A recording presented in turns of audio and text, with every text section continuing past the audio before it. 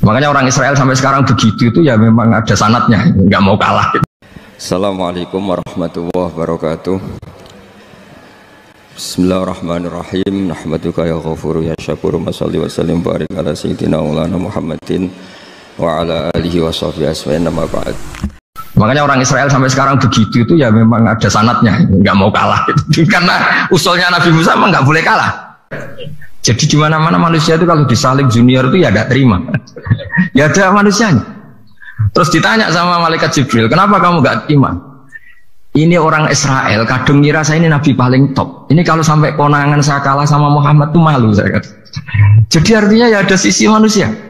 Itu ada kitabnya. Terus ya tapi memang Nabi Muhammad lebih top ketimbang kamu. Memang dia Nabi pilihan, Sayyidul Awalin wal Akhirin. Oke, kalau saya kalah dengan dia gak apa-apa. Tapi umatnya jangan ya. Maksudnya umatnya bangsa Israel harus lebih top ketimbang kita. Makanya orang Israel sampai sekarang begitu itu ya memang ada sanatnya, nggak mau kalah. Karena usulnya Nabi Musa memang nggak boleh kalah. Terus kata Allah, ya tidak bisa. Memang yang paling top tetap umatnya Muhammad, bukan umat kamu. Tetap kamu kalah.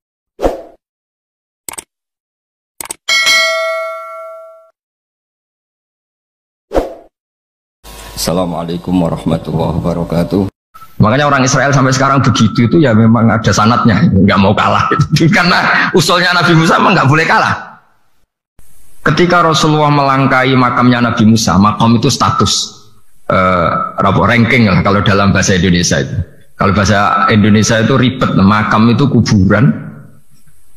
Makanya orang Indonesia sering tanya saya, Gus, makamnya Nabi Ibrahim kok batu? Makam yang dekat Ka'bah itu bukan makam dengan makna kuburan, itu tempat yang dipakai Nabi Ibrahim membangun apa? Ka'bah. Coro Jawa pancatan itu. Nabi Musa itu gak terima, komplain sama Allah. Ya Allah, ini lebih junior ketimbang saya. Kenapa makamnya melangkai saya? Ini tidak fair. Jadi di mana-mana manusia itu kalau disalib junior itu ya tidak terima. Ya ada manusianya. Terus ditanya sama malaikat Jibril, kenapa kamu gak terima? Ini orang Israel, kadang ngira saya ini Nabi paling top. Ini kalau sampai konangan saya kalah sama Muhammad tuh malu saya kata. Jadi artinya ya ada sisi manusia. Itu ada kitabnya. Terus ya tapi memang Nabi Muhammad lebih top ketimbang kamu. Memang dia Nabi pilihan, Sayyidul Awalin wal Akhirin. Oke, kalau saya kalah dengan dia gak apa-apa. Tapi umatnya jangan ya. Maksudnya umatnya bangsa Israel harus lebih top ketimbang kita. Makanya orang Israel sampai sekarang begitu itu ya memang ada sanatnya, nggak mau kalah. Karena usulnya Nabi Musa memang nggak boleh kalah. Terus kata Allah, ya tidak bisa. Memang yang paling top tetap umatnya Muhammad, bukan umat kamu. Tetap kamu kalah. Sehingga setelah kalah dan menang itu kita terus tidak tahu. Misalnya begini ya, penemu komputer atau penemu mobil sama yang beli mobil itu hebat mana? Kalau bicara keilmuan ya hebat penemunya. Tapi kalau bicara kapitalistik, udah bikinkan mobil yang mewah gini-gini, nanti tanggal ini jadi ya. Hebat mana yang nyuruh sama yang disuruh? Kalau logikanya pakai gitu. Hebat mana yang nyuruh sama yang disuruh? Artinya kamu milih jadi mana? Penemu mobil, hebat kan? Tapi terus sama orang kaya diminta, bikinkan ini, speknya seperti ini, selesai di sini. Hebat mana? Nyuruh sama disuruh? Menyuruh. Tapi yang nyuruh tidak bisa bikin mobil, yang disuruh bisa. Pinter mana? Pinter yang disuruh. Tapi pertanyaannya, wong bisa nyuruh ngapain bikin sendiri? Pinter mana? Ini mohon maaf karena di sini banyak orang nggak jelas-jelas juga. Artinya terus subjektivitas manusia ini tetap ada gitu. Kalau bisa beli ngapain bikin gitu. Tapi kalau bisa bikin ngapain beli gitu. Nah mungkin perdebatan di kementerian atau di yayasan atau di kampung-kampung atau di apa mesti begitu. Dan itu di Mi'raj juga digambarkan bahwa antar nabi ini ya ada kompetisi. Wa fi dzalika falyatanafasil mutanafisun. Tapi bedanya Nabi dengan kita itu satu. Nabi itu kalau keliru dengan tanda petik, Nabi itu kalau keliru itu jadi berkah. Itu bedanya kita. Kalau kita keliru kan keliru betul. Kalau Nabi itu tidak kelirunya itu jadi berkah. Ini Saya punya dua contoh kalau boleh dibahasakan ya, kekeliruan Nabi atau dengan tanda kutip kekeliruan Nabi. Tapi saya ulang lagi dengan tanda kutip. Nabi Musa itu ketika Nabi Muhammad ditanya, kenapa kamu dipanggil jauh-jauh? Disuruh sholat 50 rakaat. Nabi Ibrahim nggak komplain karena beliau Nabi yang baik. Semua Nabi nggak komplain kecuali Nabi Musa. Kata Nabi Musa, jangan Muhammad, kebanyakan itu. Bilang ke Allah supaya di diskon. Katanya. Nabi kembali sama Allah, ya sudah tak kurangi 5. Turun lagi, masih berapa? 45. Masih kurang. Itu sampai 9 kali. Akhirnya terkurangi berapa? 45 rakaat. Itu Nabi Musa masih bilang, udah minta lagi keringanan. Itu kalau diruti nggak jadi sholat kan? Kalau satu lagi kan masih terus hilang itu kewajiban sholat. Nah, Nabi Musa sebetulnya itu bukan karena kasihan kita. Bukan, dia nggak empati dengan kita, beliau nggak empati sama kita, tapi gara-gara Muhammad, umatku yang lebih kuat, lebih ganteng aja nggak mampu melakukan sholat 50 rakaat, apalagi umatmu. Dia memang orang Israel kan ganteng-ganteng, kuat-kuat, jadi dia pede. Umatku yang lebih keren, lebih ganteng saja nggak kuat, apalagi umatmu. Jadi sebetulnya dia minta keringanan itu karena corong Jawa ngeprekno kita, menyepelekan kita bahwa. Makanya saya ingin memberitahu Nabi Musa kalau ada umatnya Rasulullah yang namanya Sayyid Ali Zainal Abidin yang satu hari sholat 1000 rakaat. Jadi nanti kalau ketemu Nabi Musa, ini 50 aja, ini kuatnya malah 1000. Nah akhirnya, tapi barokahnya Nabi Musa yang sentimen ini, sholat gak jadi 50 tapi 5. Itu bedanya Nabi sama kita. Ada contoh lebih ekstrim, kelirunya Nabi itu Nabi Yunus. Nabi Yunus, tapi keliru yang barokah, saya ulang lagi. Nabi Yunus itu memaklumatkan ke masyarakatnya, nanti itu kalau kamu tidak nurut sama saya ada azab. Anggap saja azab itu hari Kamis. Besok hari apa ini? Besok hari Kamis ya? Besok hari apa? Lupa hari ya. Rebu apa Kamis? Besok. Lupa hari ya. Kata Nabi Yunus, 3 hari lagi akan ada azab. Tapi kurang 2 hari, kurang sehari umatnya masih dalam kemungkaran, dalam kemaksiatan, masih hura-hura. Akhirnya Nabi Yunus bilang, sudah ini tinggal sehari itu mau ada azab. Tapi mereka tetap hura-hura. Akhirnya Nabi Yunus itu, coro Jawa itu minggat. Memang bahasa Arabnya abako itu pergi yang tidak pamit. Itu kalau kamu cari di kamus, abako itu maknanya itu minggat, pergi yang tidak pamit. Sama Allah dibahasakan abako. So, wong ra bener kabeh, udahlah tak tinggalkan. Setelah ditinggalkan, Nabi Musa disalahkan sama Allah. Kamu itu Nabi tidak diperintah hijrah kok. Hijrah, syaratnya Nabi kan mengambil keputusan apa saja berdasar wahyu. Tapi tanpa ada perintah wahyu, dia tetap keluar dari kampungnya itu. Keluar sama Allah disalahkan, wong Nabi kok minggat. Akhirnya ketika dia di kapal, di perahu itu, dulu itu ada mitos, kalau ada perahu mau tenggelam pasti ada yang minggat, diundi. Sampai 3 kali yang keluar dia, akhirnya tahu diri nyemplung ya. Nyemplung terus ditelan ikan nun. Pokoknya ikan besar lah. Diberi sanksi sama Allah karena dia Nabi kok melanggar, diberi sanksi ditelan ikan nun. Telan ikan nun karena beliau seorang Nabi, perutnya ikan itu jadi masjid, dia baca tasbih terus. Tapi barokahnya dia minggat tadi azbako. Akhirnya 1 hari itu mau ada azab besar itu orang-orang nginceng rumahnya dia. Diinceng. Kalau betul ada azab, pasti orang ini lari. Masa ada azab dia di sini? Diinceng ternyata gak ada. Wah berarti bener ini ada azab. Buktinya dia gak ada. Katanya.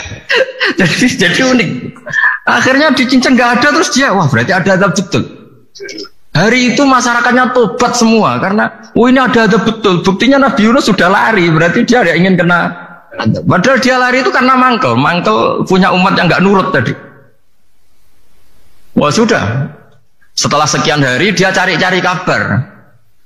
Umatku itu kena azab enggak? Ternyata berita yang masuk dulu udah ada medsos, udah ada WA. Dulu itu enggak ada itu. Dengar kabar kalau umatnya tuh enggak kena azab karena 1 hari sebelum ada azab tobat semua. Terus dia enggak berani pulang. Karena ada hukum sosial di sana, kalau ada orang bohong hukumnya dibunuh. Berarti terus beliau berpikir, saya tidak bohong katanya ada azab kok. Masyarakat saya baik-baik saja. Waktunya setiap ketemu kaumnya dia lari karena takut dibunuh. Ternyata kaumnya sudah iman semua, mau ngejar dia dijadikan imam. Akhirnya, oh iya ya. Jadi itu bedanya Nabi sama ndak. Jadi Nabi itu kalau kelirunya itu barokah. Makanya kita tidak usah ikut keliru, karena keliru kita ini pasti tidak barokah. Itu musibah itu. Jadi dulu ceritanya Anting juga gitu. Yang namanya istri dua itu kan cemburu. Pertama Nabi Ibrahim punya istri namanya Sarah. Terus lama-lama karena belum punya anak, terus sama Sarah sendiri yang nyuruh supaya nikahi Hajar. Setelah punya anak cemburu. Kata Sarah, pokoknya saya nggak terima kalau kamu nggak ngelukai Hajar. Mulai dulu lelaki itu sudah pinter ngotak-ngatik. Kalau dilukai pipinya nanti tidak cantik. Apa ya? Yang penting ngelukai tapi tetap cantik. Terus ada Anting itu. Anting itu dulu ceritanya itu dilukai tapi tambah cantik. Nabi Ibrahim akhirnya melukai. Seneng Sarah karena sudah dilukai. Ternyata barokahnya dilukai itu jadi Anting yang mempercantik perempuan.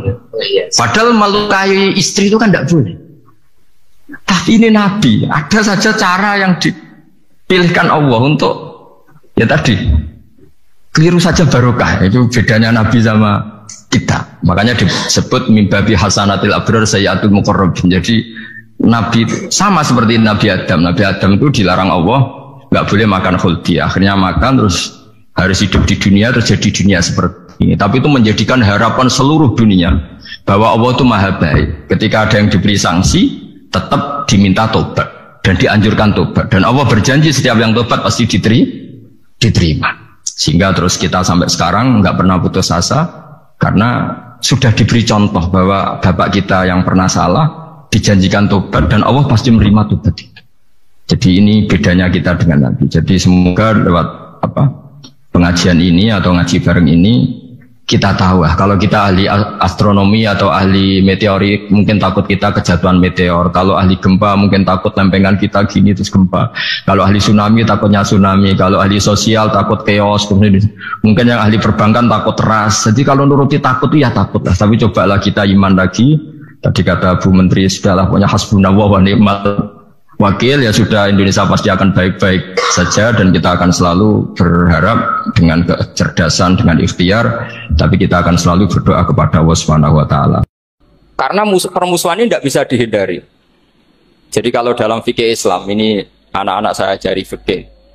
Kalau orang mukmin membunuh orang mukmin itu hukumnya dosa besar apa kecil?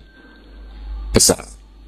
Itu di bab kisos. Tapi orang fikih itu unik. Di fikih itu ada kitab sial namanya. Di takrib ada kitab sial. Dan di situ ada penjelasan mangkutila dunamali fahuwa syahid. Orang yang dibunuh karena membela hartanya atau keluarganya, itu dia mati syahid. Kalau dia posisi membunuh, maka malingnya atau penjahatnya muhaddarun damu. Gak punya hak nuntut kisos karena dia anggap gak ada artinya darah. Nah sekarang begini. Suatu saat ada garong ke rumah Anda, ingin membunuh Anda karena ingin mengambil harta Anda. Anda ingin ingat status mukminnya atau status garongnya. Terus kamu mau dibunuh diam aja. Saya tidak mau membunuh orang mukmin atau membunuh orang muslim. Nah, kesulitan yang dialami Sayyidina Ali seperti itu.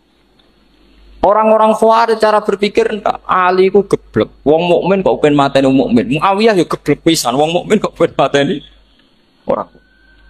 Padahal suasana sudah kacau.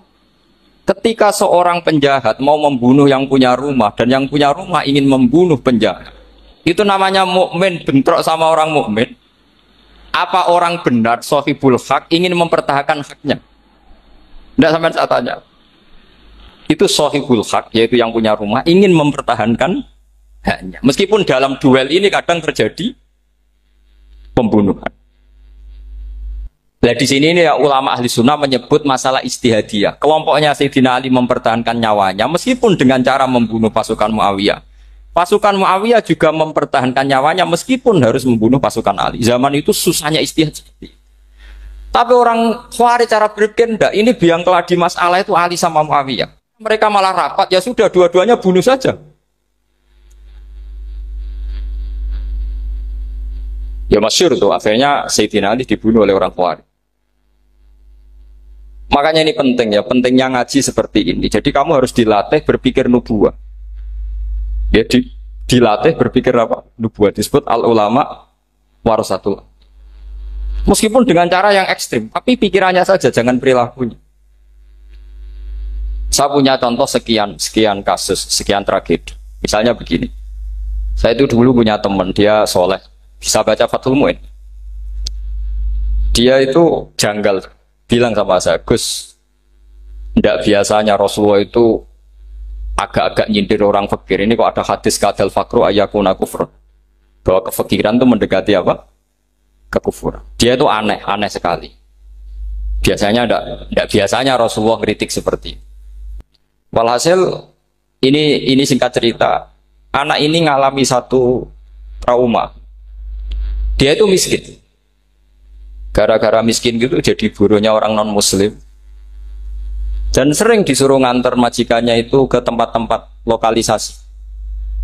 Dia mulai mikir, ini gara-gara fakir saya harus nganter orang ke lokalisasi. Mulai ingat dia, sedekah Rasulullah ini gara-gara fakir saya jadi pengantar orang ke lokalisasi. Suatu saat majikannya itu benar-benar bangkrut, malah tidak disuruh nganter. Pokoknya carikan yang cantik bawa sini. Pusing. Nah, dia akhirnya walhasil lari terus keluar, terus dia cerita betapa ekstrimnya fakir sehingga gara-gara fakir saya harus jadi penolong orang yang mau apa mak. Anda boleh berpikir ekstrim, tapi ekstrim dalam melawan kemungkaran itu tadi. Saya nggak boleh jadi fakir, tapi takutnya fakir yang nanti jadi alat kemak. Imam Ghazali juga punya contoh seperti itu. Imam Ghazali pernah marah besar ketika tren di Baghdad itu orang belajar fakih semua. Hatta layakuna thamma tabibun illa min ahli dhimmah, kata beliau. Sampai di Baghdad itu tidak ada dokter kecuali orang kafir dhimmah. Akhirnya kalau ada ulama sakit, saya masih ingat pas kecil, kalau ada ulama sakit itu tidak boleh dibawa ke rumah sakit. Takutnya ketemu dokter muslim, non muslim malah disuntik langsung apa? Mati. Akhirnya ulama saat itu berfatwa, orang Islam harus ada yang jadi dokter. Banyaklah gus-gus yang sekolah ke dokter. Yang masyhur ya seperti Sahal bin Abdul Fattah. Itu dulu putranya Ki Fattah yang menolong Pak Mahfud saat sembunyi. Saking idolakannya Basal, anaknya dinamakan Sahal, tapi dia jadi dokter spesialis bedah. Begitu seterusnya urusan negara. Dulu itu orang jabat itu tidak boleh, karena jabat itu dekat dengan syubhat, dekat dengan haram. Tapi gara-gara pejabatnya non-muslim, kalau bikin aturan ya ala non-muslim. Ulama akhirnya sadar, andaikan kita yang jabat pasti tidak seperti itu. Bisa bikin perda ini, bisa bikin pelaturan begini yang menguntungkan Islam. Nah, jadilah banyak pejabat yang sekarang muslim. Tempat-tempat maksiat di obrak-abrik sama Satpol PP macam-macam. Kita untung. Tapi kalau orang-orang Khawarij pikirannya pokoknya pejabat itu dekat dengan haram, dekat-dekat syubhat. Padahal dengan kita jabat bisa bikin perda atau apa yang menguntungkan Islam. Kemudian menjadi masalah baru secara fikih. Ini adik-adik dengerin biar kulino senam fikih. Kalau caleg soleh, misalnya Mas Nadif nyalek, ini tadi tak guyoni, mau jadi bupati ndak, kalau ya mau saya dukung. Jadi misalnya gini ya, Zaid sama Bakar, misalnya Bakar itu orang soleh, mau jadi calon lurah. Dia tahu kalau dia lurahnya kampung lebih baik. Kalau yang jadi ini Zaid, itu kampung itu rusak karena dia suka dugem, suka macam-macam. Kemudian Zaid ini pasti jadi karena beli suara. Misalnya per kepala itu dibeli 50.000. Bakar ini kalau nggak beli suara kalah. Padahal dengan kalahnya Bakar artinya kemenangan kemungkaran. Itu zaman era Fathul Mu'in, muridnya Ibnu Hajar Al-Hitami. Ibnu Hajar muridnya Abu Zakaria Al-Ansori itu fatwa. Yang soleh ini wajib beli suara, bukan boleh, wajib beli suara. Tapi ini namanya tidak nyuap, perlu dicatat, ini namanya tidak nyuap. Jadi tidak bisa kamu kaitkan misalnya ar-rosi wal murtasi finnar. Yang nyuap maupun yang menerima suap adalah sama-sama di neraka. Tidak bisa seperti itu, karena logikanya dibalik. Sekarang Bakar ini beli suara, itu untuk membeli kebenaran, untuk mengawal kebenaran. Zaid beli suara untuk menopang kebatilan. Berarti namanya Bakar ini penyuap atau pembeli kebenaran? Pembeli kebenaran. Harus dibedakan. Nah, ini pentingnya ulama. Memang nyatanya seperti itu. Yang dikatakan nyuap, riswah itu adalah membayar uang li'ibtolil haqqi untuk membatalkan kebenaran atau membenarkan kebatilan. Itu namanya nyuap. Tapi kalau mengeluarkan uang untuk menghakkan barang hak dan membatalkan barang batil, itu namanya uang perjuangan. Nah ini pentingnya mikir. Jadi ulama itu mulai dulu sudah kreatif. Nah sekarang sudah banyak orang-orang khusyuk yang biasa di masjid khusyuk. Kalau ditanya zaman akhir rusak kabeh, wong soleh-soleh wis nyuap. Kalau orang soleh ini tidak nyuap ya tidak jadi. Kalau nggak jadi mereka nggak ada yang jadi DPR, nggak ada partai Islam, habis malah Indonesia. Saya itu punya kenalan banyak pakar-pakar di Jakarta, itu cerita saya, Pak Bahar. Indonesia itu solusinya gampang. Kita ini punya Bali, punya Batam. Itu kalau Bali dimakaukan, Batam dikayakan Hollywood. Amerika kaya itu bukan karena hebat. Pornografi dijual. Tinju di Nevada itu dijual, di Las Vegas dijual. Apa saja dijual. Kalau tidak kaya itu gimana? Sementara Indonesia mau aur-auran gitu sukan partai Islam. Sebenarnya Indonesia gampang. Kalau ingin kaya, Bali itu dikayakan Hollywood atau dikayakan Makau, jadi kota judi. Batam dijadikan kaya Las Vegas. Itu transaksinya pasti triliunan. Orang kamane wong muda dijual, judi dijual, orang tinju dijual. Tapi gara-gara ada partai Islam, nyari rumus solusi ekonomi itu yang tidak seperti itu. Akhirnya kangelan. Akhirnya rapat isu. Tapi barokah tetap barokah partai apa? Yang menangnya caleg-calegnya rata-rata ya beli. Kalau tidak beli habis. Saya bukan menghalalkan nyuap, enggak. Kalau nyuap tetap haram ila yaumil qiyamah. Tapi kalau suratul masalah seperti ini kamu mengatakan suap itu beda. Ini suratul masalah yang tidak ada kaitannya dengan asal lawannya batil, kecuali lawannya sama-sama hak.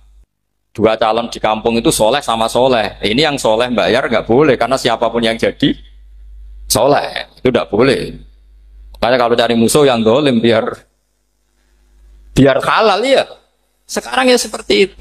Kamu biasa heroik, biasa ngasih kiai kamu, ngasih hadiah kamu, biasa ngasih ibu kamu uang. Ternyata ibu kamu setelah kamu kasih uang dikasihkan adik kamu atau kakak kamu yang nggak pernah kerja, terus kamu marah-marah, ini tidak adil.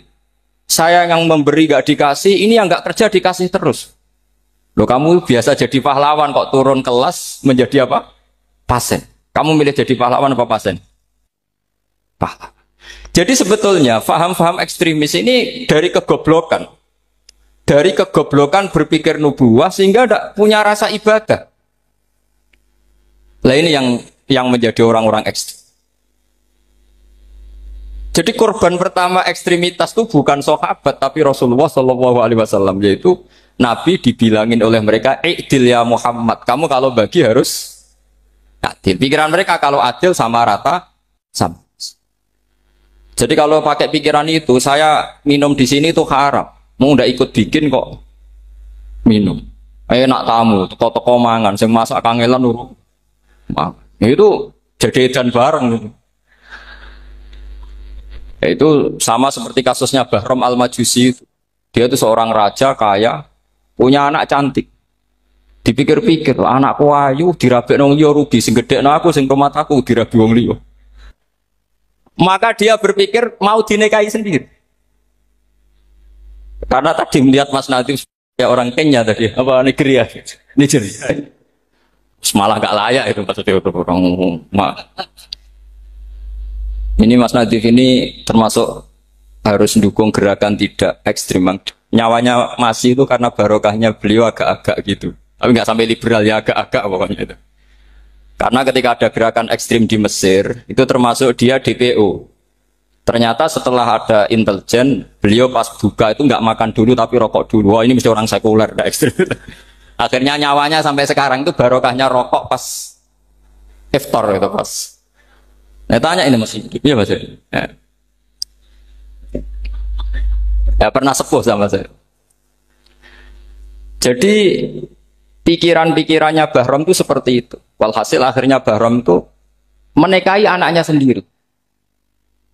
Masyhur itu dalam cerita.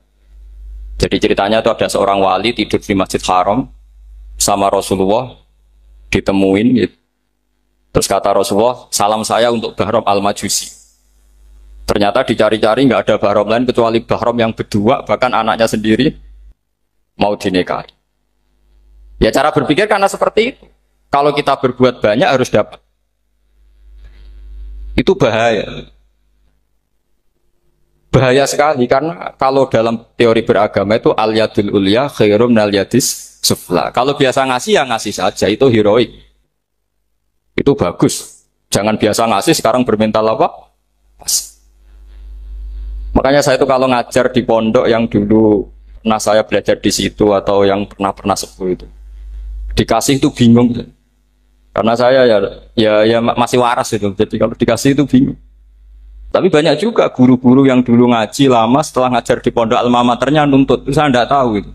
Itu sudah ada agak-agak kayak itu tadi.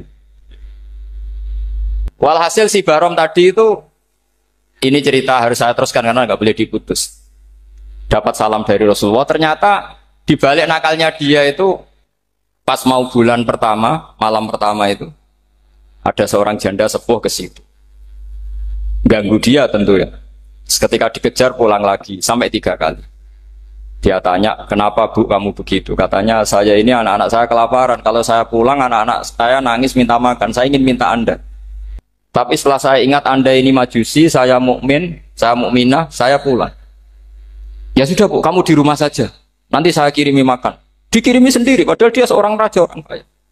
Barokahnya itu dia dikasih tobat sama Allah. Dan paginya ketemu tamu yang mengirimkan salam dari Rasulullah SAW. Akhirnya Bahram ini menjadi muslim. Tapi intinya berpikir seperti tadi itu salah, bahwa kalau saya jasa banyak harus mendapat apa? Ini cara berpikir orang-orang Khawarij.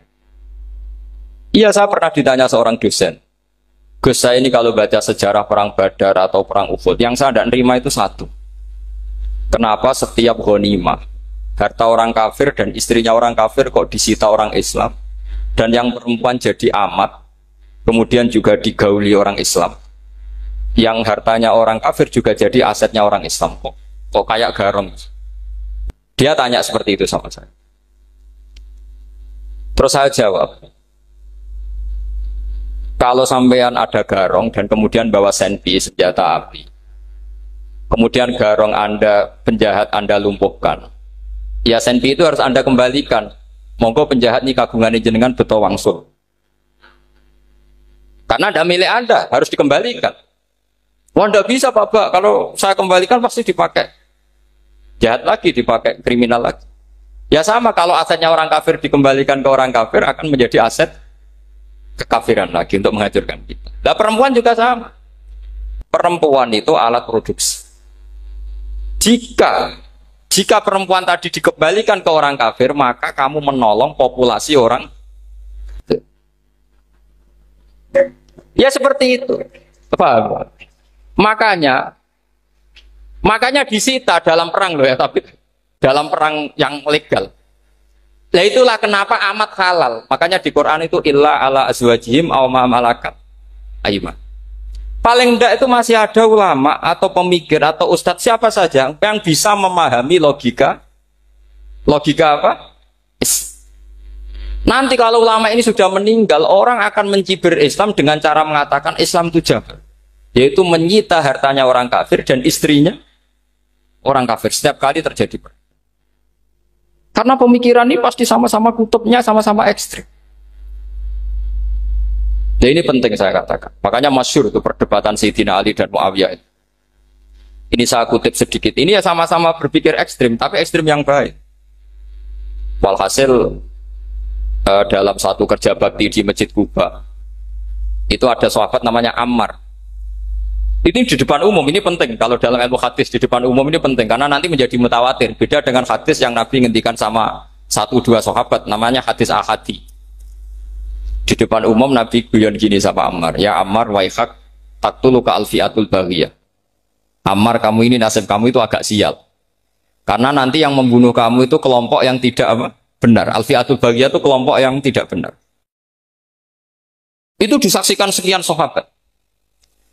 Walhasil suatu saat Ammar ini ikut perang dan ikut pasukannya Ali dan terbunuh oleh pasukannya Muawiyah. Seneng Ali. Walhasil Ammar ditemui sama ya Muawiyah. Al-ana dhuhara bi anna fi'ati haqqun wa fi'ataka baghiyah. Sekarang kelihatan siapa yang benar. Saya yang benar, kamu yang salah. Kenapa? Karena Ammar kelompokku dan terbunuh oleh kelompok kamu. Padahal kata Rasulullah yang membunuh Ammar adalah kelompok yang salah. Tapi Muawiyah pintar sekali, dia jawabnya gini. Laula kama kutila Ammar. Ammar terbunuh karena bela-belain kamu. Kalau kamu tidak nyuruh dia perang juga gak terbunuh kan. Jadi kamu ikut andil terbunuhnya siapa? Ammar. Tapi apa kata Sayyidina Ali?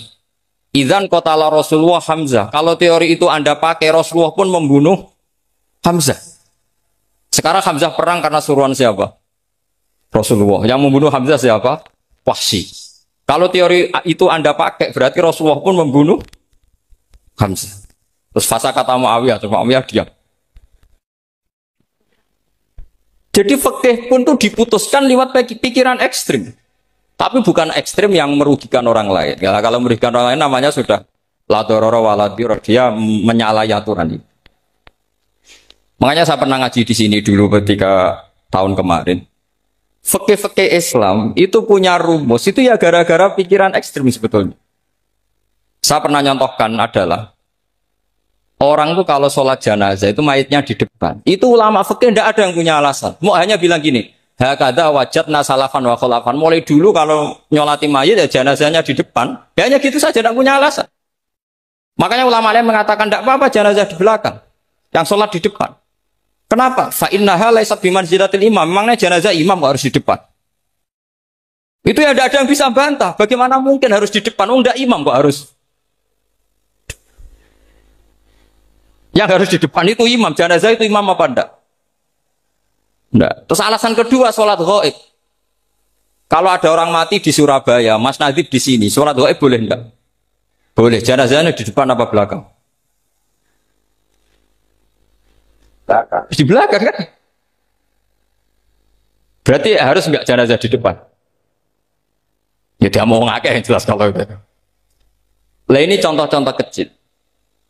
Nah orang Khawarij itu orang yang paling tidak mau menerima otak-atik seperti itu. Akhirnya jadi goblok bareng tadi. Ya makanya Rasulullah pun jadi korbannya Khawarij. Muhammad, kamu harus adil. Karena pikiran mereka adil itu yang memberi banyak ya dapat banyak. Kalau pikiran nubuah tidak seperti itu. Kalau yang biasa memberi, biasa heroik, biasa baik ya biar tetap biasa memberi. Jangan dilatih jadi apa? Fasih. Ini mungkin adik-adik juga agak keberatan, tapi harus dilatih. Makanya saya itu jadi kiai itu ya mulai kecil anaknya kiai, putu kiai. Saya itu ya mulang tuh senang. Saya tidak pernah terlintas dikasih santri atau dihormati ya enggak. Mungkin sampai mati ya enggak terlintas. Ya pikiran saya sederhana. Biasa mulang pahlawan malah sekarang pasen itu malah kayak cemen, kayak turun kelas gitu. Jadi saya terus ya enggak kepikiran sama sekali. Loh kalau saya minta sama Allah karena itu atasan saya. Makanya ada ulama yang ekstrem gini, ini kisah nyata. Ada ulama alim datang ke seorang raja. Rajanya ini soleh padahal. Ternyata pas raja itu berdoa, ya Allah saya kasih ini, kasih ini.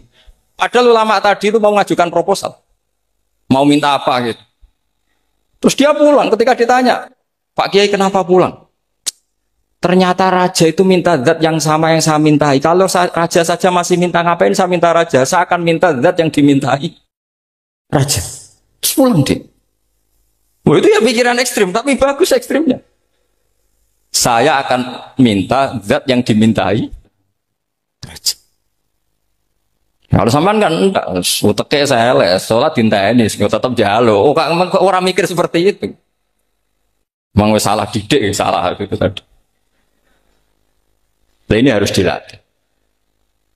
Masyhur itu ketika Nabi pas Fathu Makkah itu, orang-orang Ansor ngomentari Nabi gini, ketika Nabi sangat happy di Mekah, sangat enjoy di Mekah, kata orang-orang Ansor, Amar rojul fa'adroka durok fatun fi ahli wa ulfatun fi asyiroti.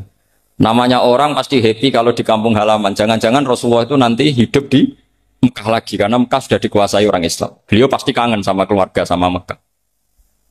Tapi ya sama, ketika Rasulullah mulai ngasih itu, orang-orang Quraisy dikasih banyak, orang Ansor juga pikirannya seperti itu. Baru orang Ansor dilatih pikiran nubuwah, yaitu tadi. Mereka itu dapat kambing, dapat sapi, terus pulang. Kamu mendapat saya, milih mana? Milih Rasulullah Shallallahu Alaihi Wasallam. Sekarang kamu saya balik.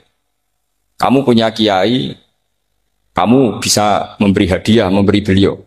Suatu saat kiai Anda ini kaya raya, terus sering ngasih orang-orang yang nggak pernah berjasa. Kamu nggak pernah dikasih. Itu kalau pakai pikiran Khawarij, kiai ini salah karena ngasih orang yang tidak apa berjasa. Tapi kalau kamu pakai pikiran nubuah, enggak. Alhamdulillah saya tetap istiqomah memberi kiai itu. Dan alhamdulillah enggak dibales. Semoga balasannya di akhir. Ya sudah seperti itu.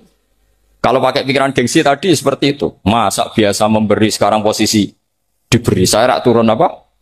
Kelas. Jadi sebetulnya pikiran ekstrim itu boleh. Tapi untuk yang seperti ini bukan ekstrim yang tadi.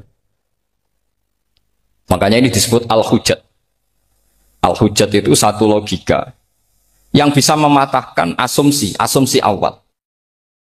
Nah, ini saya harap santri-santri matolek, putra maupun putri berpikir seperti ini. Sehingga sama. Jadi misalnya sekarang dibalik. Kalau ada orang NTT yang masih non-muslim, itu orang kafir yang harus dibunuh atau orang kafir yang harus didakwai.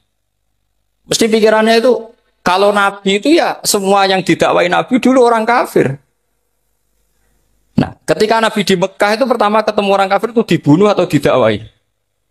Didakwai. Ya berarti pilihan sekarang ya didakwai bukan dibunuh. Nah soal perang itu perang itu beda dengan membunuh. Ada janjinya, ada macam-macamnya, terus nggak ada solusi itu baru ada apa? Jadi kalau sudah dibalik-balik gitu, makanya kata ulama-ulama, Khawarij itu pasti salah. Pasti salahnya adalah kalau orang tidak benar ya dibenarkan bukan dibunuh. Kalau setiap orang kafir dibunuh, Nabi kapan jadi nabinya? Karena orang kafir habis. Jadi metode bil hikmati ada, metode hasanah ada karena orang kafirnya sudah apa? Mati. Pertanyaan kedua, kalau Nabi harus ekstrim ngapain yang ngawal Jibril? Halnya Israel lebih efektif. Jadi kalau sama-sama ingin ekstrim, Nabi itu nggak usah dikawal Jibril, kan tidak efektif kan? Harusnya yang ngawal itu siapa? Israel. Kan nggak repot. Nah, jadi saya mohon ini saya cerita. Jadi korban pikiran ekstrim itu bukan siapa-siapa. Pertama itu Rasulullah. Akhirnya Rasulullah menjelaskan, ya beginilah cara berpikir. Jadi saya kira demikian. Nanti mungkin kalau ada tanya-tanya, ada pertanyaan. Yang jelas kalau seputar ekstremitas itu bisa latihan ya, sebenarnya bisa latihan di fikih. Karena fikih ini cerminan dari pikiran ulama. Ya, cerminan dari pikiran apa ulama yang tidak tekstual. Ya, seperti gini ya. Tasaddaqa Rasulullah so'an min tamrin au so'an min aqidin.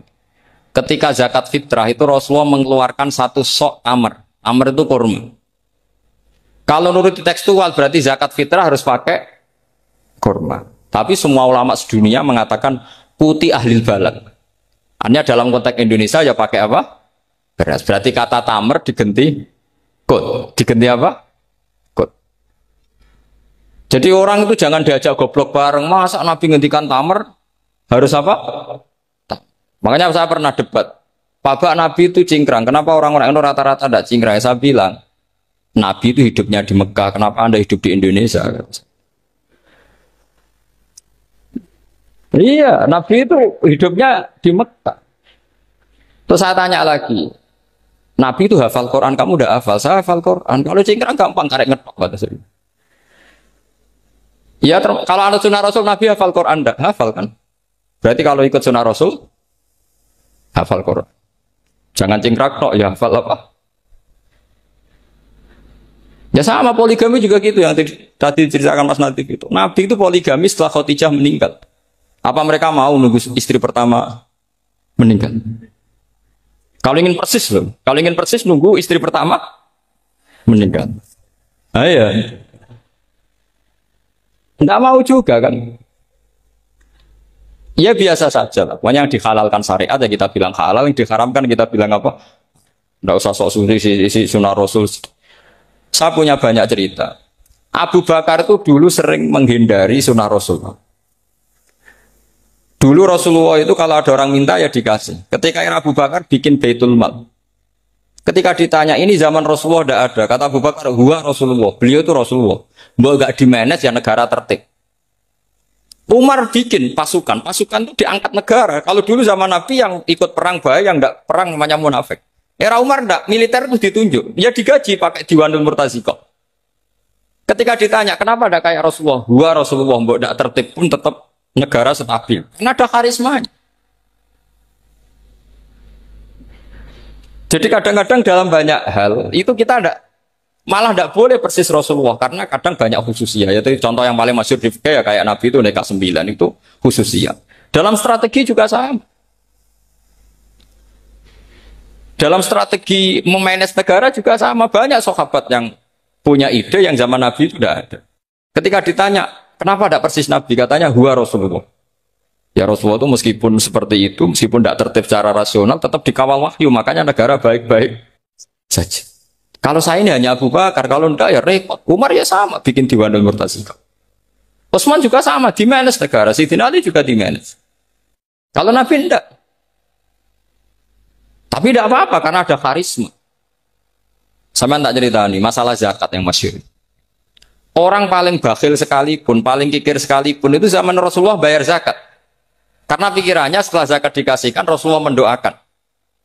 Khudh min amwalihim shadaqatan tutahhiruhum wa tuzakkihim biha wa sholli alaihim. Inna sholataka sakanul lahum. Era Abu Bakar enggak.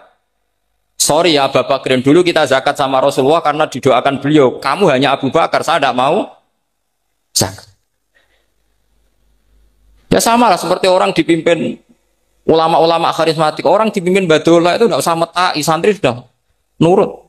Dipimpin Usman Nazif, gak bikin pelaturan, habis pondok. Kalau tidak ngancam, gak gini, ditakzir, gak gini, habis. Zaman Badullah dehem tok santri wedi. Mas Nazif dehem, enggak.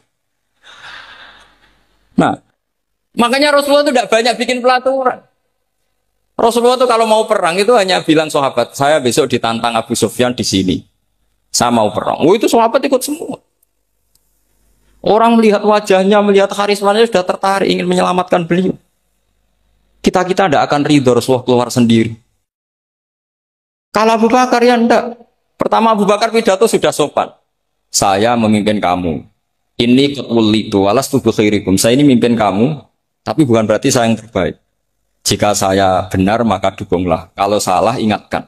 Itu pertama orang-orang bilang apa? Fawwala uqiman nakabis. Nanti kalau Anda salah tak ingatkan pakai pedang. Ya karena hanya Abu Bakar bukan Rasul. Jika diaturlah ini ada militer, ada pengawal, ada Baitul Mal. Era Umar lebih modern lagi, ada Diwanul Murtazikoh, ada macam-macam. Ya Rasulullah nggak ada. Nah sekarang orang sidik-sidik muni sunnah Rasul. Padahal ada sunnah Rasul yang khasnya Rasulullah sebagai nubuwah. Ya khasnya Rasulullah sebagai apa? Coba Nabi itu istrinya 9. Semuanya cerita tentang tahajudnya Nabi, witirnya Nabi. Apa kira-kira Mas Nadif kalau punya istri 4 ceritanya tentang tahajudnya Mas Nadif? Kan enggak. Nah, jadi saya mohon, sebetulnya pikiran-pikiran ekstrim itu karena enggak mau belajar. Enggak mau belajar. Kalau mau belajar itu, kata Imam Ghazali itu dalam kitab Imla, Al-Imla fi Iskalatil Ikhya itu. Fal ma'ani awsa'u minal ibarat. Yang namanya ma'ani itu awsa'u minal ibarat. Jadi yang fal ma'ani awsa'u minal ibarat. Jadi yang namanya makna itu lebih luas minal apa? Ibarat. Nah, ini contoh yang paling nyata ya Sayyidina Ali. Ketika Sayyidina Ali perang sama Muawiyah, itu Sayyidina Ali bilang, sebaiknya Muawiyah kirim delegasi, mediator. Saya juga kirim media. Terus orang-orang Khawarij karena tadi tekstual. Mahada ya Ali. Ini apa ya Ali? Lam yujad fi kitabillah. Aturan mediator itu tidak ada di Quran. Bahwa kalau kita perang harus ada mediator itu tidak ada.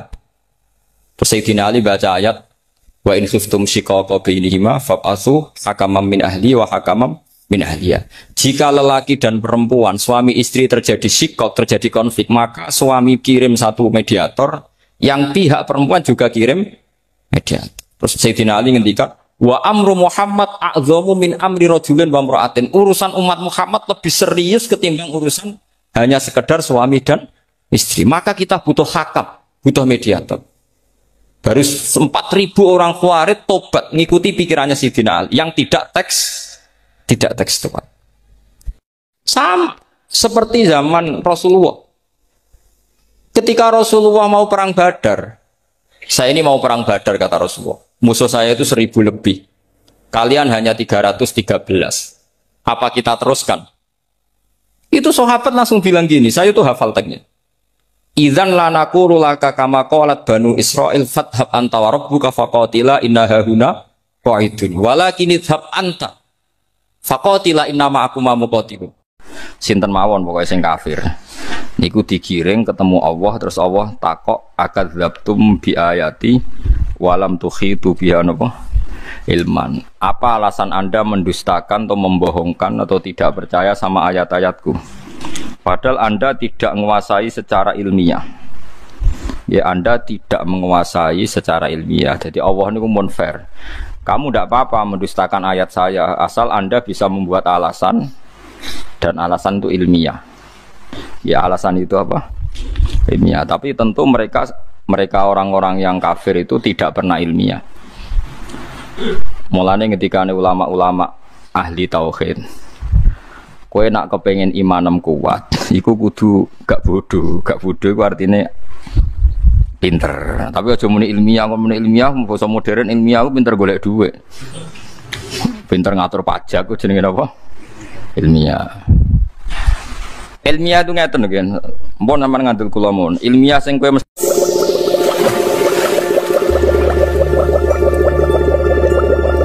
diridani pangeran ngeten contohnya.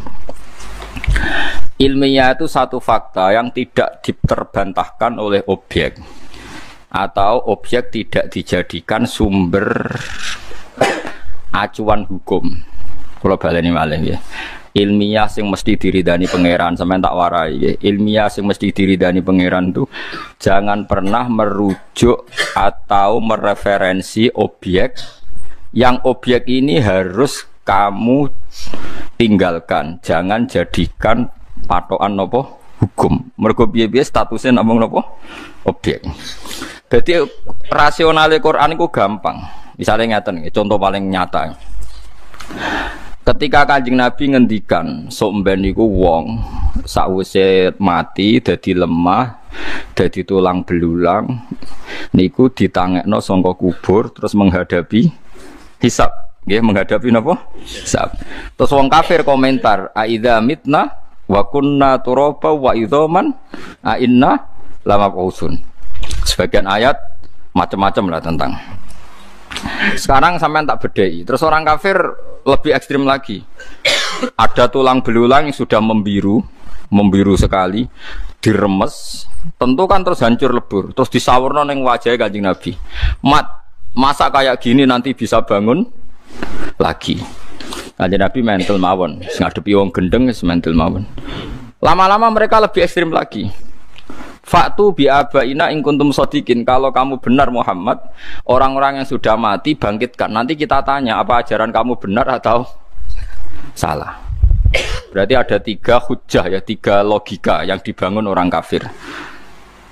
Masa barang hancur bisa kembali lagi. Terus 2, buktikan bahwa yang sudah mati bisa bangun lagi. Terus kamu Muhammad harus bisa membuktikan. Kemudian teori ini kelihatan salah kalau kamu punya ilmu, ya. Punya ilmu cara pengiran, ya. Ora ilmu pada urusan pajak, golek duit, mboten niku mboten ilmu niku. Niku wong kepengin mapan, ya. Tapi mboten apa? Mboten ilmu. Ngeten logikane. Sekarang sampean saya tanya, kita ini mukmin, ya soleh, ya alim, ya waras. Kowe kudu yakin alim. So yakin ngono ora perlu ana buktine, pokoke yakin ngono. Pokoke sampean kudu yakin alim. Mergo la ilaha illallah syaratnya kudu alim, fa'lam annahu la ilaha illallah. Kamu harus ngerti. Kalau harus ngerti berarti bahasa Arabnya ana alim, saya tahu. Yeah.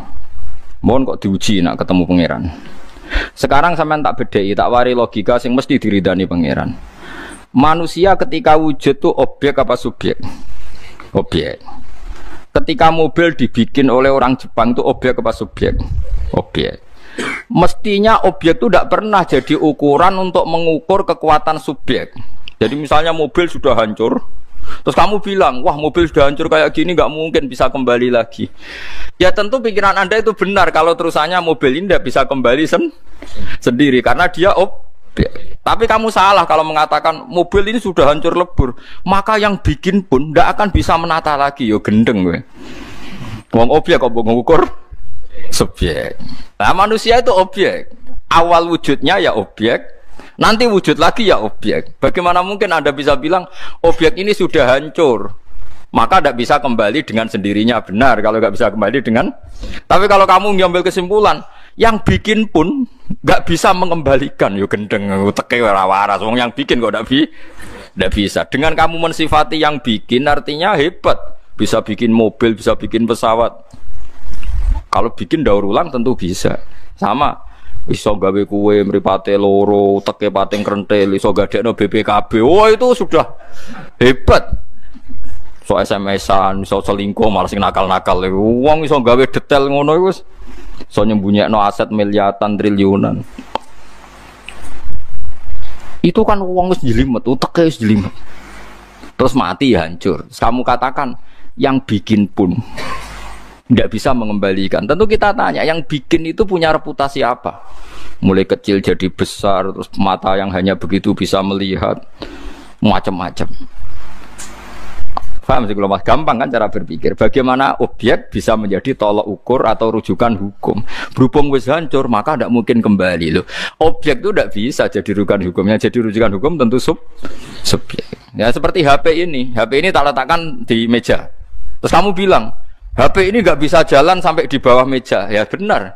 Tapi kalau kamu bilang yang menaruh HP di meja, di atas meja nggak bisa menaruh di bawah meja, ya wong gendeng, sing dakok ning dhuwur jare iso dakok ning ngisor wong karek geser wae napa? Nah, makanya kita sebagai mukmin supaya imannya benar diridani Allah, disuruh berlatih hanya nyifati Allah. Kamu jangan menyifati objek. Kamu jangan tanya caranya. Misalnya begini tak warai carane wiridan Asmaul Husna. Jomok bengak-bengok tok ora jelas. Bengak-bengok ora paham nganggo sound system ngrameni tonggo tok ora jelas. Wa huwallazi yuhyi wa yumitu. Itu enggak usah objek. Allah itu zat sing yuhyi yang menghidupkan. Terus yumitu yang matikan. Kamu enggak usah mikir caranya gimana. Pokoknya Allah itu yang menghidupkan. Zaman sekarang kita hidup pun kita tidak pernah tahu kenapa sekarang masih hidup. Saya pun tidak tahu, kamu pun tidak tahu. Coba sampean tanya, kenapa kamu sekarang hidup? Karena punya nyawa. Kenapa ada nyawa? Terus nyawanya di mana? Sekarang sedang apa nyawa itu? Bentuknya kayak apa? Kamu kan tidak tahu. Pokoknya tahu-tahu hidup. Ya sudah, kita hanya nyifati Allah yang menghidupkan. Caranya gimana? Mbah saya tidak tahu. Zaman saya wujud ya tidak tahu, zaman saya hidup ya tidak tahu, tahu-tahu ada, tahu-tahu punya banyak masalah. Ya sudah gitu saja. Nanti tahu-tahu mati. Ya sudah, setelah mati objek ini terserah subjeknya. Nanti mau dibikin apa? Nak minati Allah dadekno sampean api neraka ya dakok neraka, nak Allah ngersakno ning swarga ya ora roh. Wis karek anut ngono. Berhubung anut wis pokoke falam. Anahu lah harus tahu. Jadi lucu orang kafir. Terus pertanyaan kedua, mereka mengukur kebenaran kalau Muhammad bisa bangkitkan orang dari kubur. Kalau betul teori Anda betul orang bisa mati dan hidup lagi. Coba yang sudah mati bangkitkan. Pertanyaannya adalah, terus Muhammad dianggap gak mampu. Nyatanya kayak reso nangeno sing mati berarti kayak bohong. Nah mereka yang lebih bohong.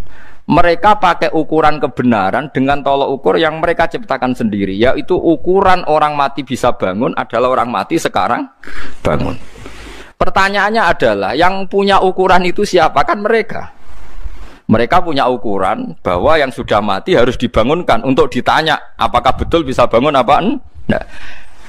Lalu korban teori itu, mereka punya teori itu, kemudian korbannya Nabi Muhammad disuruh meraktekkan.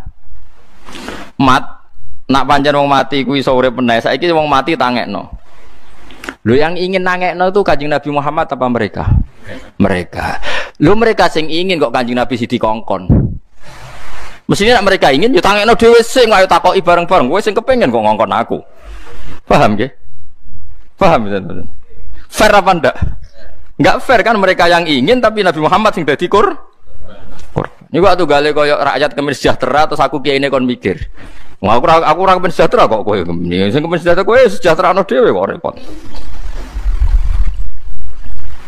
Lah itu ukuran-ukuran yang talbis, artinya talbis rekayasanya orang kafir. Kalau betul orang bisa hidup lagi, buktikan orang yang sudah mati hidup lagi. Loh, yang nyuruh buktikan itu siapa? Mereka kan? Yang disuruh Nabi Muhammad. Fair enggak? Mereka yang punya keinginan korbannya orang lain. Fair apa enggak? Tidak kan? Nah, Nabi Muhammad ora gelem nuruti kayak gendeng. Dari Nabi Muhammad aku karep tangekno dhewe kok takoki bareng-bareng sing karep kowe kok. Mulane nek ana kowe nak adol brambang tak adol iwak. Pak sing murah, Pak. Nek murah wis sing karep murah-murahno dhewe. Wah, aku sing di brambang kok pokon. Lah ini yang Allah ngeritik mereka walam tuhitu biha ilman. Bodohnya orang kafir adalah objek menjadi rujukan dia menentukan mungkin atau tidak. Wah itu keliru, objek kok jadi rujukan hukum. Itu tadi seperti HP di atas meja. Terus kamu bilang HP ini tidak mungkin bisa pindah di bawah meja. Ya betul kalau HP itu nggak bisa pindah sendiri. Tapi kalau kamu mengatakan yang menaruh HP di atas meja tidak akan mampu meletakkan HP di bawah meja, goblok apa gendeng? Bisa boleh lah ya seperti itu. Kan nggak mungkin orang mengatakan yang bisa bikin langit bumi, yang bisa bikin manusia pasti tidak bisa mengembalikan lagi. Wong di gendeng tapi omongan kok ngono. Paham ya? Paham kalau maksudnya? Makanya itu cara berpikir Quran itu rasional sekali. Yaitu cara berpikir seperti itu. Objek itu jangan jadikan ukuran. Makanya kalau kita nyebut Allah, misalnya wahwal khallaq, Allah itu ya alim, ya qadir, ya khallaq, ya wahab, zat yang menciptakan hidup, zat yang menciptakan mati. Ya sudah seperti itu. Mulane sebenarnya ape mati yo eling-eling. Gusti zaman kula ora urip ya ora roh carane, sakniki kula mati ya ora roh carane. Mengke wayahe tangi malih ya ora roh carane. Cuma kula ngertos annaka ala kulli syai'in qadir. Kula tahu bahwa engkau ala kulli syai'in qadir. Ya sudah begitu terus mati. Nah iso ninggal warisan ora ya mati wae aja penting ora iso wae mati ya mati ae ora usah pamit. Sing penting kowe di keyakinan Gusti kula zaman urip ya ora roh carane. Sakniki zaman mati nggih mboten roh carane. Padha-padha wong kula namung objek, namung makhluk. Mpun terserah jenengan. Aja kaya wong kafir berhubung ora roh carane debu jadi manusia lagi kemudian nganggep itu mustahil. Itu kan aneh. Lha iku jenenge walam tuhitu biha ilman. Jadi sebenarnya Allah tuh enggak apa-apa kalau kamu ilmiah enggak apa-apa debat saya kata Allah, tapi ya tentu mereka ada akan ilmiah karena mereka gendeng Yesus parah tenan. Nah, sampai sekarang kita pun seperti itu. Kita ini biasa berpikir sesuai objek. Taruh saja misalnya kowe seneng duit atau seneng cawe itu ayu. Saya tidak bisa hidup Gus tanpa anak itu. Wong objek kok jadi ukuran. Zaman kowe orang seneng cah iku ya wis urip. Kowe seneng cah iku aja gede. Nyatane ya urip. Tapi saya tidak bisa hidup tenang nak orang untuk cintani dia. Lho objek kok jadi ukuran. Objek itu tidak bisa jadi ukuran. Subjeknya kan kamu. Terserah kamu pakai ukuran apa. Karena ukuran itu kamu ciptakan, akhirnya kamu ya seperti itu. Coba kamu ciptakan. Soalnya kowe rondo angkuh sithik. Wong kok bergantung cawe itu. Aku wong lanang kok bergantung cawe itu. Nek disenengi ya keren, senengi ku ino, gak di harga diri mungkin. Ngono kan mulai agak egonya agak hidup, agak normal. Wah senengi ku ino, disenengi ngono keren. Mulane Nabi itu jarang seneng wedok, tapi disenengi. Kabeh Nabi ganteng-ganteng. Kok Allah iku isin nabine seneng tapi gak disenengi. Ya dadi jenenge Nabi Yusuf ku ganteng. Zulaikha dan roh Nabi Yusuf. Mergo napa?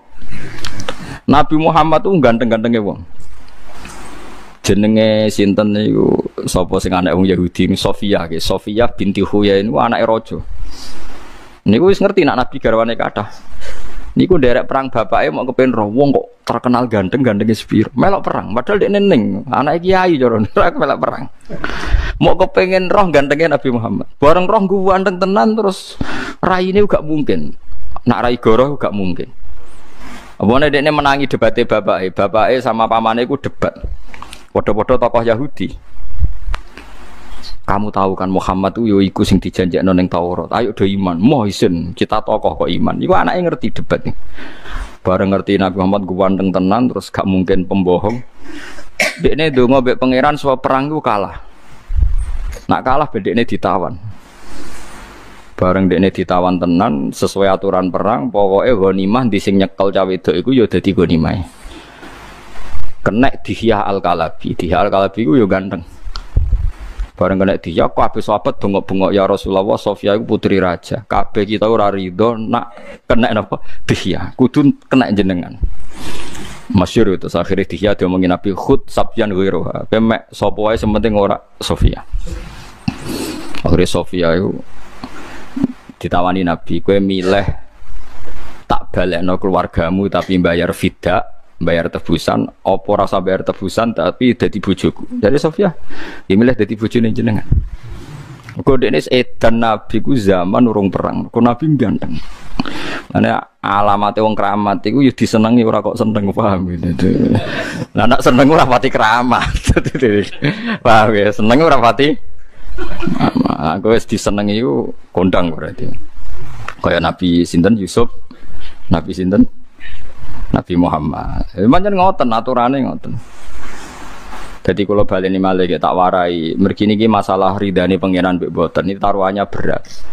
Nganti wong kafir kan merangi, wong Islam kan dukung, dawuhe pangeran liyahlika man halaka am bayyinati wa yahya man hayya am bayyinah. Kersane pangeran niku nak wani urip ya urip sing ngerti bukti kebenarane Allah Subhanahu wa taala. Dadi wa yahya man hayya am bayyinah. Nak wani urip ya urip sing roh bukti kebenarane Allah. Ya kebenaran Allah termasuk kitabullah, Rasulullah dan sebagainya. Carane piye? Carane wow. Kita jangan tersandra, jangan terjebak berpikir menjadikan objek menjadi panutan hukum. Kowe aja kaya wong kafir berhubung lemah iku ora mungkin dadi manusa meneh. Nggih. Tanah gamane manusa wis dadi tanah kok. Was mustahil. Lah mergo miskin mustahil objek. Paham ya? Mobil yang sudah hancur itu objek. Terus kamu mengatakan nggak mungkin kembali lagi. Ya tentu tidak bisa kembali lagi. Tapi kalau Anda ngomong pabrik mobil ini tidak bisa nata ulang, pasti orang menertawakan Anda. Bagaimana mungkin pabrik yang bikin tidak bisa mengembalikan seperti semula? Tentu bisa. Nah, sampean saiki tak walik saiki. Terus Allah ngendikan misalnya gini di hadis-hadis ya lewat wahyu, somben tempat sujud itu bersaksi. Jadi lemah sing mbok sujud ya bersaksi, sing mbok maksiat. Terus kamu mikir, wah itu mustahil, masa lemah bisa bicara, lemah bisa bersaksi. Lagi-lagi Anda terjebak objek, lemah itu objek tanah. Terus kamu mengatakan mukhal tanah bersaksi. Kowe ora rasane dadi Nabi Adam. Wong kira rasane dadi Nabi Adam.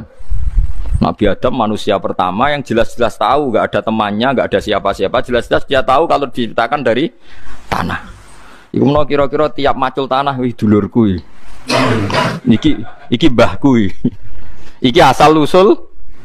Sehingga itu memang zaman itu gak pernah dianggap mukhal kalau tanah bisa ngomong. Sampai Nabi Adam nak roh tanah itu nangis.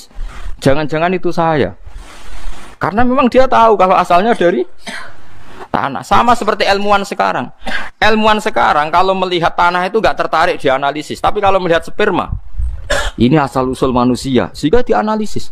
Ternyata di situ ada kehidupan. Setelah dianalisis kekuatannya berapa, bisa disimpan di lemari es berapa bulan, terus nanti bisa ditransfer ke indung berapa.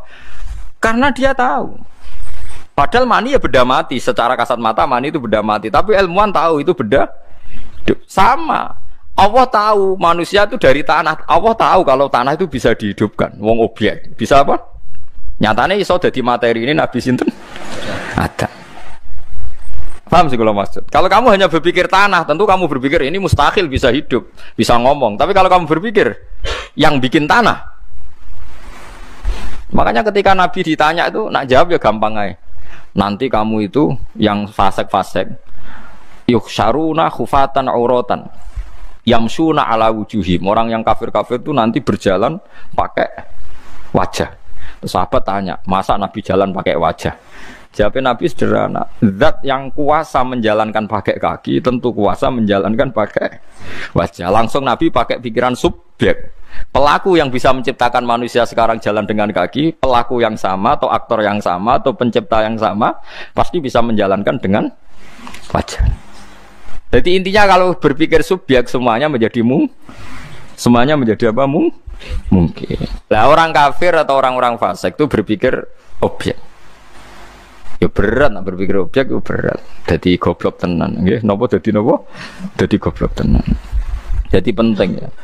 Nah, dalam pertanyaan orang kafir ya jawabnya ya sama. Kita harus cari subjek, cari subjek tadi. Misalnya orang kafir tadi, Muhammad kalau bukti Anda benar, saya minta Kusoy atau baba Anda hidup. Nanti saya tanya kamu itu benar apa enggak. Sekarang subjek penanya siapa? Orang kafir. Yang bikin tolok ukuran kebenaran dengan membangkitkan orang mati siapa? Orang kafir. Dia subjek kok ngorbankan orang lain. Kalau dia yang bikin tolok ukur harusnya dia yang membuktikan. Malah Nabi Muhammad sing dikongkon. Itu fair apa ndak? Ndak lah itu. Ojo kok kowe malah koyo wong munafik. Lho jebule Muhammad ra iso to ditantang ngono. Wah ya gendeng. Malahane wong kafir akeh gara-gara terus mereka cara berpikir lho jebule Muhammad gak iso ditantang ngono. Ra iso. Ya repot wong sing nantang mereka bareng Nabi ra iso korbane. Yo lah akhirnya dadi kafir. Sing munafik ya dadi tetep munafik. Waktu gale kula misalnya terkenal Ki Keramat terus Rohin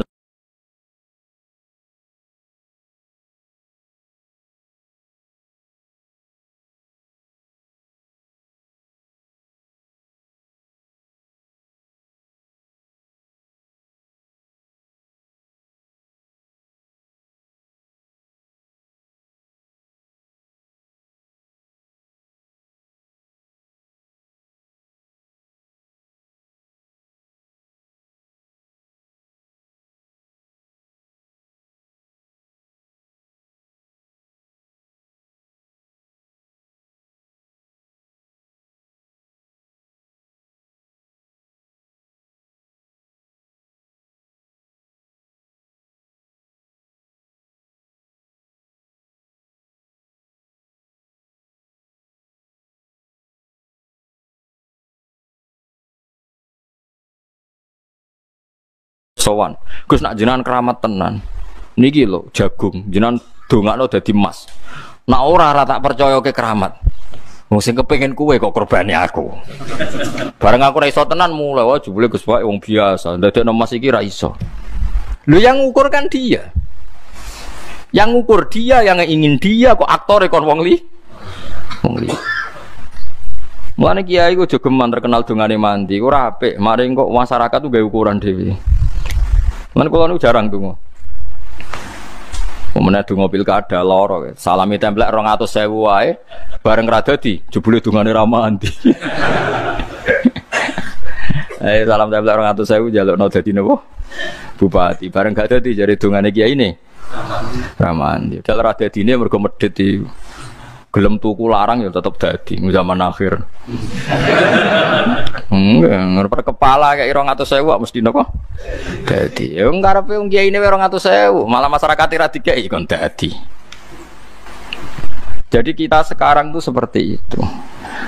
Jadi sampai banyak orang kafir, orang munafik itu mergo dawe pangeran walakinna aktsarahum iku ya jalun kadang diredaksekno layakilun. Memang enggak punya akal. Kenapa enggak punya akal? Karena objek menjadi tolok ukur. Akhirnya tolok ukur ternyata subjek bukan apa?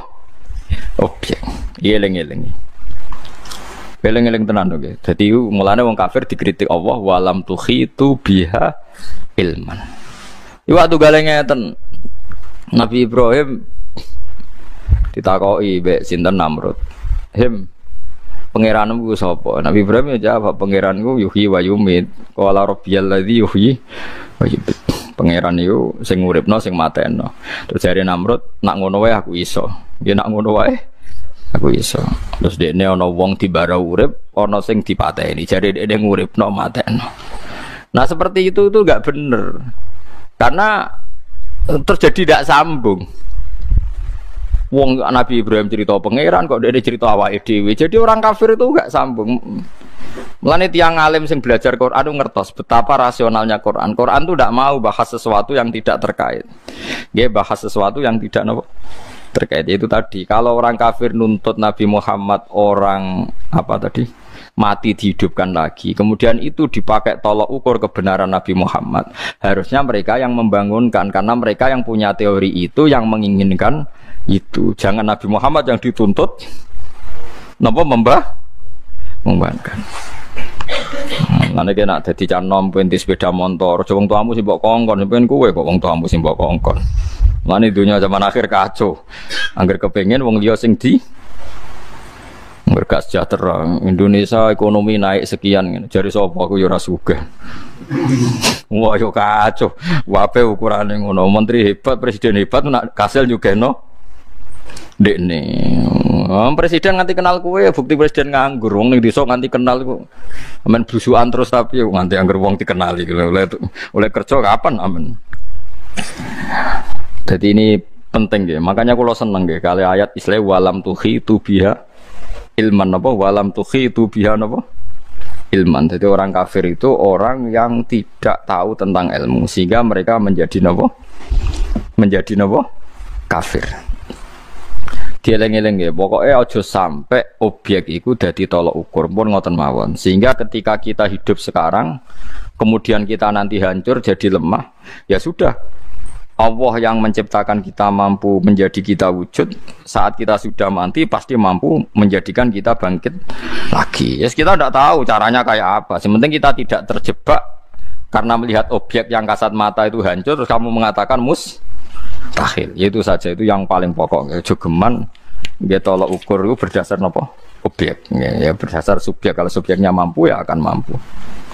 Wa yauma yunfakhu fis-sur lan ing dalem tiyanane den tiyub apa fis-suri ing dalem sangkakala. Ail korni tegese kiye kuno manane iku sungu jare. Saniki ya trompet. Kiye kuno iku nak nggo trompet nganggo sungu. Akhire manane korni niku sungu. Lah kiye saiki wis roh dremben, roh trompet, manane korni iku napa? Trompet. Mulane jare kiye-kiye modern niku kecewa ambek kiye-kiye kuno. Niku Mbah Mun niku nak sering cerita swarga mbek neraka dibayangno kiai desa iku repot. Mergo jare bareng Nabi Muhammad tok tok tok niku sapa iku Muhammad. Kowe mbek sapa Bril mbek Muhammad. Terus dibuka jare kriyat perkarane wong kiai desa iku omahe nak dibuka napa? Kriyat. Nganti bayangno Isra Mi'raj Nabi jare pintu langit ya apa? Kriyat. Wah ya nyoros gak keren blas. Ya padha kok tunggale kiai kuno bayangno kunci swarga. Kowe nek dikai kunci terus digantungno ngene. Oh iku iso mlebu swarga jare cah modern. Mboten remote ta bari. Mosok swarga sing jare modern sak grejete ati iku kebuka jebule jek nggawa kunci klotak-klotak.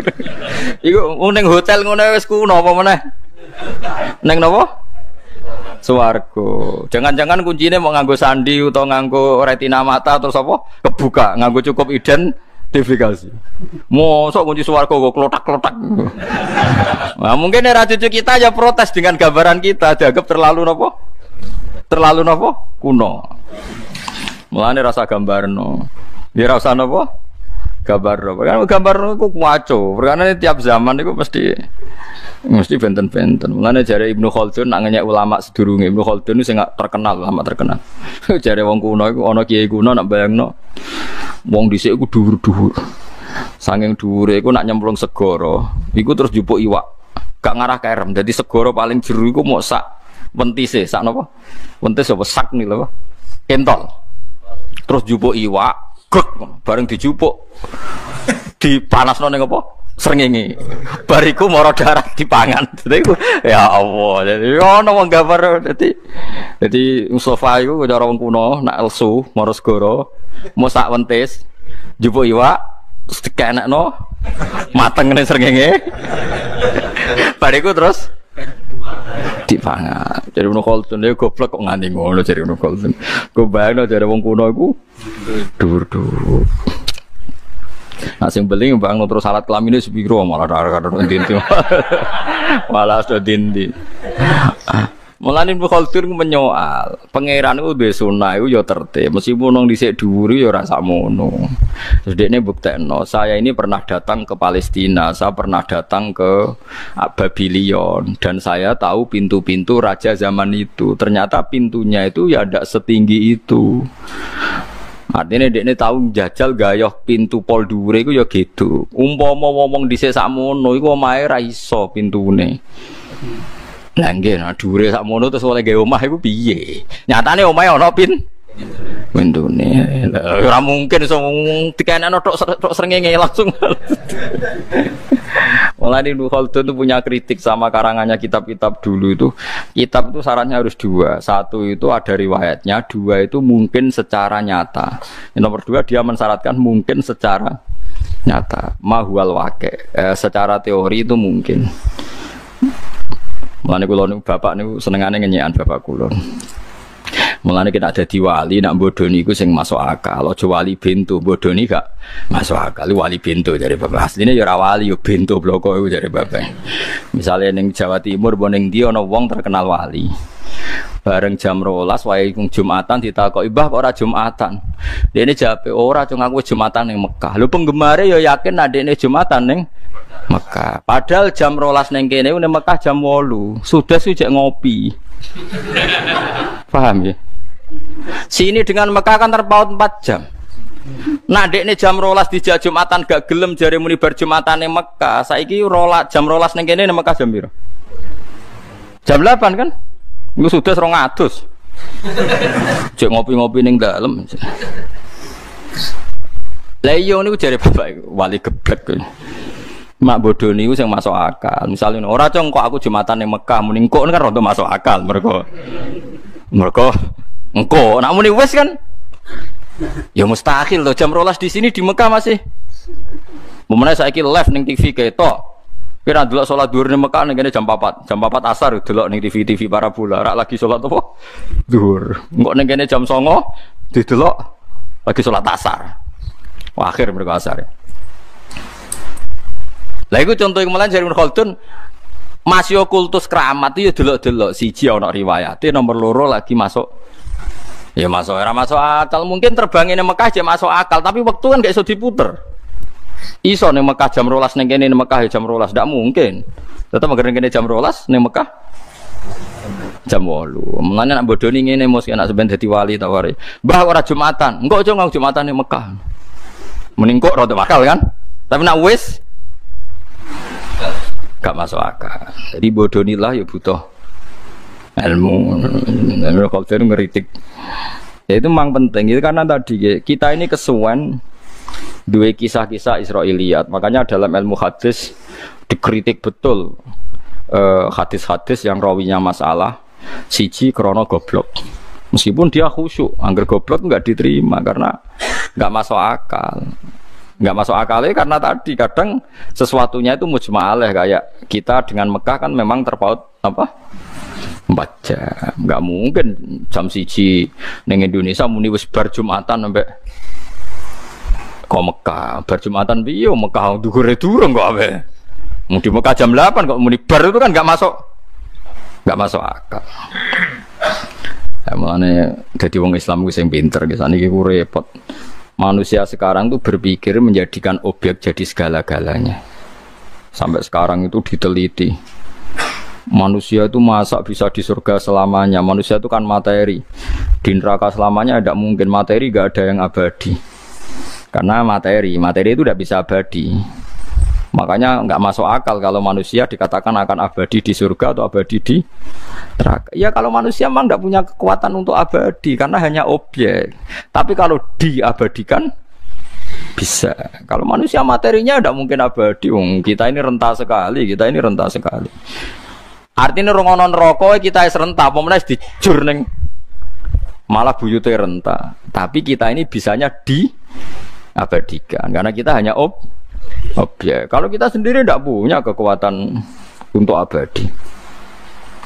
Paham ya? Terus niki ben sampean ngerti, semua pemikiran salah itu pasti dimulai dari menjadikan objek sebagai rujukan apa?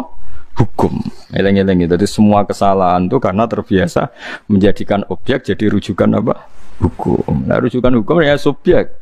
Dengan reputasi Allah sing ala kulli syai'in qadir, bahwa Allah mampu segalanya, maka semua yang diciptakan Allah akan bisa segalanya sesuai kehendak Allah. Makanya kaidahnya masya Allahu kana wa malam yasa lam yakun. Kalau Allah berkehendak ya pasti mungkin, kalau ndak ya ndak. Tapi jangan jadikan objek sebagai rujukan apa? Rujukan hukum. Wa yauma yunfakhu fis-sur, lan ing dalam nalikane den tiup apa fis-suri ing dalam sangkakala ayil qarni tegese napa manane sungu napa niku trompet ulang tahun ngono ngon trompet kemerdekaan an-nafkhatal ula kelawan tiupan sing pertama min Israfil sange malaikat Israfil. Nek wis ditiup fa fasiya mongko kaget sapa man wong fis samawati kang ing dalam pira-pira langit wa man fil ardi.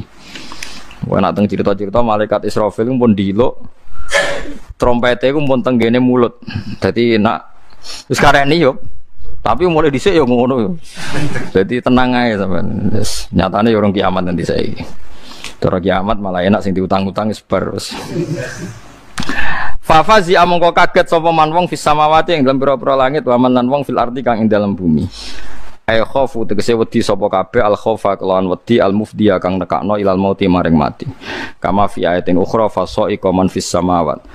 Awit takbir utawa ta nakbirno fi ing dalam fazia bil madi lan madiku iku litahaqquqi wuquhi karena mesti terjadine faza uman fis samawati kaget nih. Illa man sya'allah kecuali wong sak kang ngersakno sapa Allah. Jadi soban itu nak terjadi kiamat itu kabeh kaget kecuali orang-orang sing dikecualikan Allah. Siji Jibril misalnya malaikat Jibril. Nabi namung contoh ya. Jibril itu malaikat Jibril, wa Mikail lan malaikat Mikail, wa Israfil lan Israfil lan malakul mauti lan malaikat mati. Niku pas ana kiamat tenang ae panitia. Ndene kaget ya repot. Panitia kiamat sing kaget dhewe wah ora keren napa. Ya kan Jibril ketuane malaikat, Israfil niup kan tetep ngenteni instruksi ketua, napa? Mulane kula di kanca niku kurang ajar tenan. Kaose ditulisi panitia kiamat. Ngeten lho kiamat iku pancen kadang-kadang wong Yahudi ku ya pinter. Wong Yahudi ya ketok pinter tenan. Wong Yahudi sowan teng Kanjeng Nabi terus takok ya Muhammad, cara kowe sok ben ana kiamat ta ora? Ya ono. Terus nak kiamat piye? Jare Nabi kan tiange kan nggih sae lah. Yo kiamat yo bumi langit kabeh ya hancur. Hancur kabeh. Takokane wong Yahudi kurang ajar. Lah pas iku swarga mbek neraka didakoni. Terus wong-wong sing wis ning mati-mati sing nabi-nabi didakoni. Maksudnya nak bumi pas dihancurkan berarti manusa sing ning jero terus posisine piye? Terus dititipno ning ndi tempat sementarane itu didakoni gak kurang ajar tapi. Karena di antara mereka kan para nabi kan ndak mungkin ngalami napa? Guncangan napa? Kiamat. Ya lagi-lagi karena berpikir objek, kelihatannya para nabi ini di bumi terus dikira kalau bumi hancur nanti tidak punya tempat. Coba kalau kamu berpikir subjek, Allah kuwasa menarik semua jasad para nabi dan para wali untuk digenggam, diurusi Allah sehingga pas bumi dihancurkan sudah ada di situ. Ya selesai kan kalau Anda berpikir subjek. Kalau berpikir objek ya kacau. Mulane ngendikane pangeran misalnya wala tahsabannal ladzina qutilu fi sabilillahi amwata. Secara objek orang mati syahid ya mati. Tapi secara subjek Allah menghendaki mereka hidup. Maka kata Allah bal ahyaun inda rabbihim. Mereka itu adalah hidup. Lagi-lagi kesalahan kita berpikir karena berpikir objek. Mohon tahu peringatkan betul dalam ngaji ini jangan terbiasa berpikir objek. Berpikir objek misalnya tentang matematika, kalau nanti dibantah tiang. Gus ilmu matematika itu kan eksak, itu kan pasti. Ya ndak, yang mesti ya Allah sitok, liyane ora mesti. Terus dia ini protesnya terus. Gus 1 ditambah 1 kan pasti 2. Kan enggak mungkin 1 tambah 1 3. Iya 1 tambah 1 mesti 2. Asal ijek ono ya. Cek ono piye Gus? Cek protes ya. Manjen ora wong tau ngaji ya. Sing ngaji kadang ra iso mun ora tau ngaji. Nah ini saya megang HP 1, ini HP 1. 1 tambah 1 piro Mas? Kok iso ke matematika kok? Dengaran iso deh. Biasanya ra iso deh kok iso. 1 tambah 1 2. Itu mesti apa ndak? Mesti ya, betul. 1 tambah 1 mesti 2. Tapi kalau misalnya saya jadi malaikat Jibril atau Mikail, selain Allah itu tidak mesti. Karena selain Allah itu tidak wajibil wujud. Yang wajibil wujud itu hanya Allah. Yang wajib wujudnya itu hanya Allah. Kalau selain Allah, enggak mesti wujud. Imkanil wujud namanya. Bisa iya, Tidak. Terus pertanyaan saya, 1/1 2 itu kan kalau HP ini masih. Kalau HP ini saya hancurkan, saya hilangkan, kamu ngomongnya apa?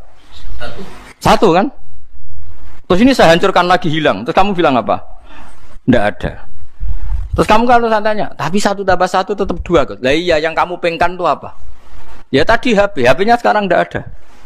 Terus kamu bilang apa? Ya nggak ada kan? Nah artinya kamu bilang 1/1/2 itu hanya ngomong khayal Anda bahwa 1/1/2 kan kalau ada barang 1 ditambah barang 1 itu jadi 2. Tapi kalau barang itu hilang ya jadinya hilang kan, menurut pertanyaan. Iya kan? Lah iya, Mustafa mau ngomong mbek Ruhin itu 2 manusia yang wujud. Ruh Mustafa mbek Ruhin jadi 2. Setelah dihilangkan Allah, ya 2 tadi hilang. Berarti 1/1 hilang. Ya kan gitu saja. Makanya orang-orang tauhid itu cara berpikir itu seperti itu. Memang 1/1 mesti 2. Tapi wujudnya barang 1 yang kami kalikan itu bisa dihilang. Wong liyane Allah iku iso hilang, termasuk Jibril sekalipun. Mikail sekalipun. Wujud ya karena diwujudkan, karena dia hanya objek. Ya, jadi makanya ini penting ya. Jadi kita diperingatkan Allah, kowe aja sampai kaya wong kafir sing ngritik agama Allah padahal walam tuhitu biha ilman. Mereka ndak punya ilmu. Yang punya ilmu itu kita, orang Islam. Makanya fa'lam annahu la ilaha illallah. Kamu harus bilang ana a'lam, saya tahu Gusti. Fa'lam, kamu harus tahu annahu la ilaha illallah. Kamu harus bilang ana a'lam, saya tahu betul. Aja wiridan tok jumlahe akeh tapi rapati paham. Syarat wiridan ora jumlahe Kang, tapi paham. Tapi nek ora paham kudu ana jumlahe, aja ora paham ora ana jumlahe. Kayak wong rasional, gayane pinter jebule goblok, wis gak gelem wiridan jebule. Yang penting Pak Bak itu tahu maknanya Quran. Ndak apa roh. Darusan gak gelem, apa gunanya darusan gak paham. Yang penting itu maknanya. Tak kok lah sampean roh maknane ya ndak. Wis gak roh maknane gak darusan terus piye?